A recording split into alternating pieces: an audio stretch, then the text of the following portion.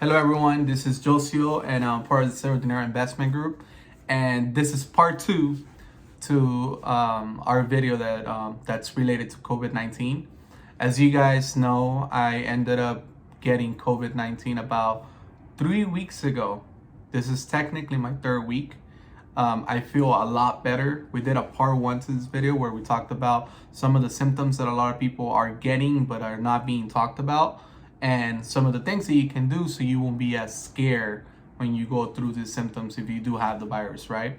So, like I said, this is part two, and we're just gonna do a recap of the things that I had and some of the things that I still have, even after 20 plus days of having this. So the first thing that I know that I had compared to other people that I haven't seen mentioned a lot is getting a swollen eye, or both your eyes swollen. Technically, it's considered pink eye. A lot of people are getting that, and it's not being talked about as much compared to, I don't know, you're having a breathing problem or a shortness of breath. But I did have pink eye for, I think, around the fifth day.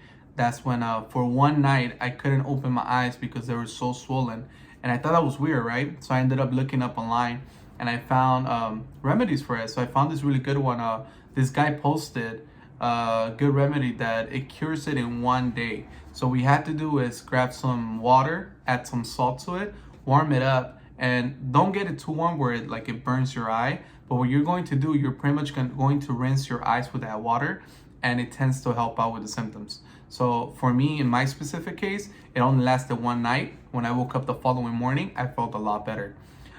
Something else that I have as of today is this headaches that I get when I do certain actions. So let's say I'm walking down my stairs.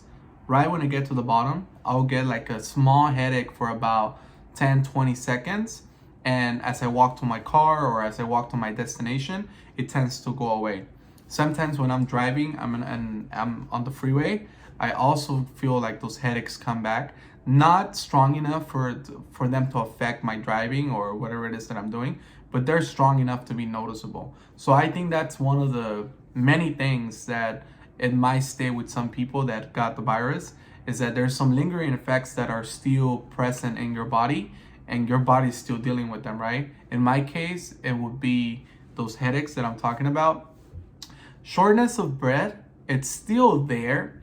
How can I explain it? So let's say your lungs inflate this big, right? On a regular basis, pre-COVID. So when you get COVID and you start getting that shortness of breath, your lungs get this small, about half, in my case. So what my body was doing, it was trying to replenish that missing air that was going inside my lungs, right? So I was hyperventilating myself to get access to that oxygen that I wasn't getting. So instead of getting my full dose of oxygen, I was getting half of that. So I was breathing double as hard compared to when I did not have COVID. So from time to time, I do feel that sensation coming back. It's like I gotta do this, right? And see how long I can last speaking and talking without trying to catch another breath. So that is something else that's still within me. From time to time, I'll find myself doing that.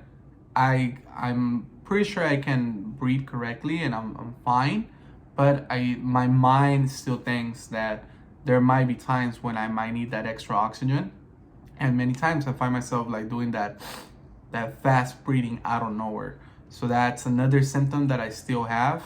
Another symptom that is not as crazy as the ones that I just mentioned, it's the fatigue and body aches, right? So am I still tired? Do I still feel like I need to go to sleep? Yes.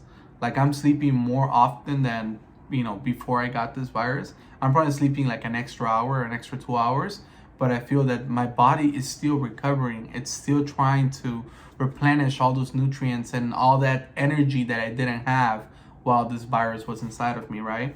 Now, in case you guys didn't know, it's been about 20 days since I got the virus. I'm pretty sure the virus is not in me anymore, or I'm not contagious, but I'm waiting on my test results, and I should be getting them probably tomorrow or the day after. But do I feel better compared to 2 weeks ago or a week ago? Definitely. Like I'm at least 50% better. I even have energy to do this, right? To talk to you guys in front of the camera and tell you guys how I feel. The first time I did this is when I was starting my recovery. Now I'm a week into my recovery and I do feel better. I feel great, as a matter of fact. But there is things that I still feel, again, related to this virus. And that's the whole purpose of this video, right? So fatigue, some shortness of breath, right? Also having body aches. What do I mean by body aches? So when I go to sleep, I tend to not move, right? So because you're sleeping. So in the mornings when I wake up, that's when I start getting that sensation, kind of like when you're numb because you probably slept on top of your hand or like a certain part of your body. That's the same feeling that I get, but I get it right here on my stomach area, around this section. And I do have to get up, get my day started, and move around, take a shower. By the time I'm done doing all those things, the pain tends to go away.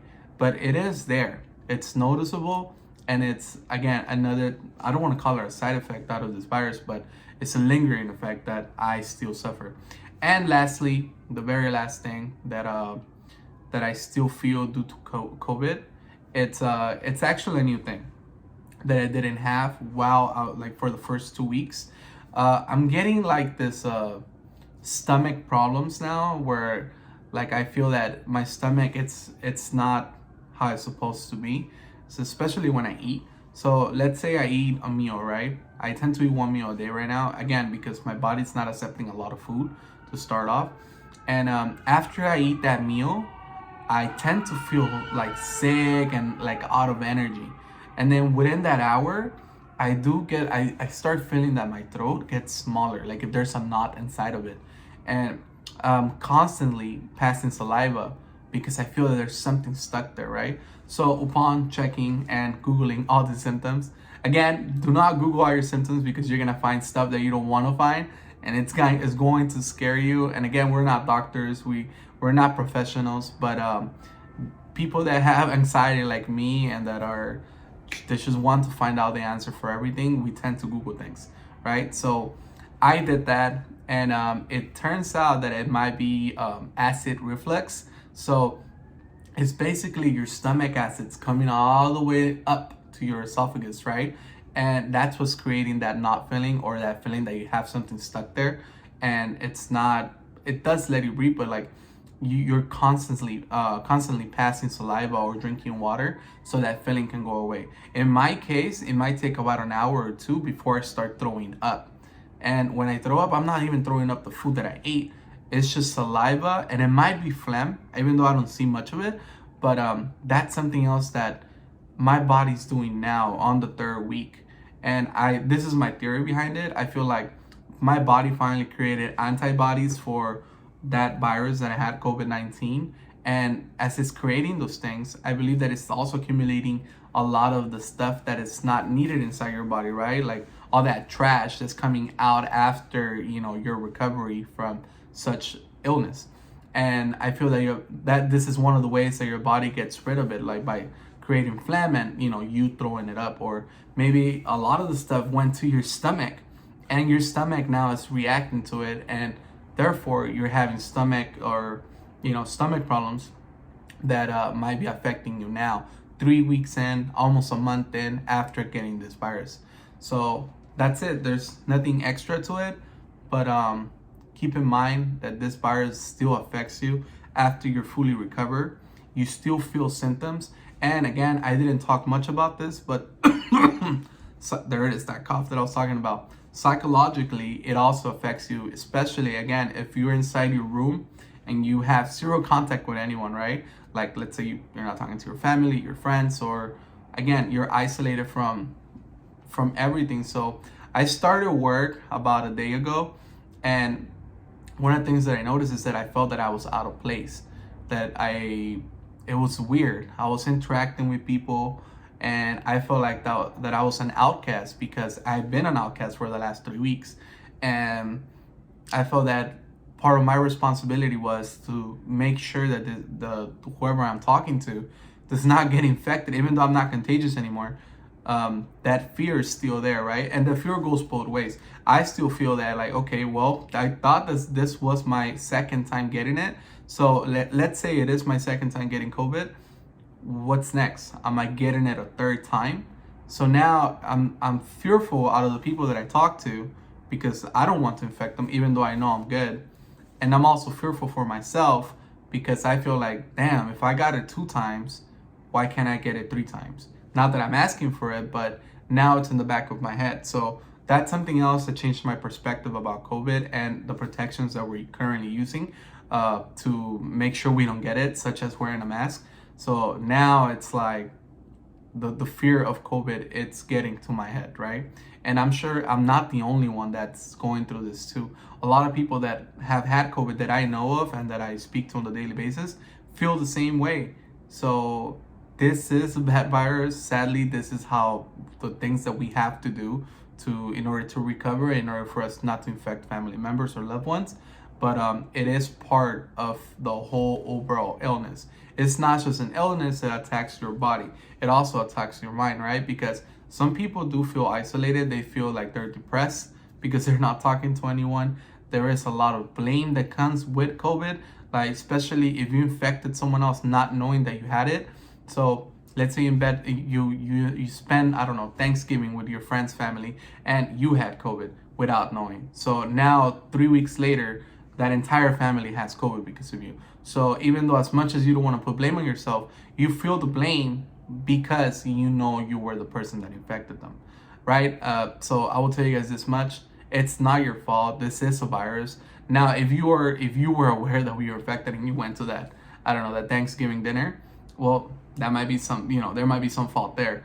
But if you were not aware of it and people are also sick because of you today, you shouldn't feel the blame because it's not just you, it's many of us that are sick, and depression kicks in, anxiety kicks in, panic attacks kick in, and all those things mixed in together put you even more down. What we want to do the opposite, right? We want to be happy, we want to express ourselves, we want to go be out there and, enjoying life as we were doing before COVID existed. So my recommendation is for you to stay strong mentally, take care of your health. How? Drink water, plenty of liquids, take medicine. And the medicine varies depending on who you are. But like I personally took a lot of Theraflu. So that's one of the things that I was taking a lot. I bought like 6 boxes of them. It's not the best thing, but it worked for me. I took some tea and again a lot of liquids, a lot of different mixtures of vitamin C, zinc, and different vitamins, and drink them up. If you can't eat them, that's something else. Since I can't eat, I was drinking most of the stuff that I was taking. So that's pretty much it. Like I said, this is part 2, about 3 weeks going into the 4th week of having this, and this is how I'm currently feeling. As you guys can see, I feel better, and I'm pretty sure you guys can tell too, but I'm not 100% there yet. So this is just an update to let you guys know how I feel. And again, my name is Yoshio. I'm a 29-year-old from Los Angeles. I got COVID about 20 days ago, and I am talking about my recovery here. I also run an investment group where we talk about stocks and options trading. If you're interested in the subject and want to learn more about saving, financials, and how to understand companies to invest in them, this is probably a good start. If you check out my other videos where we do talk about investing and technical analysis related to stocks, feel free to check out my YouTube channel. And we also have a Discord group. You can sign up for it at the Zero Dinero Investment website.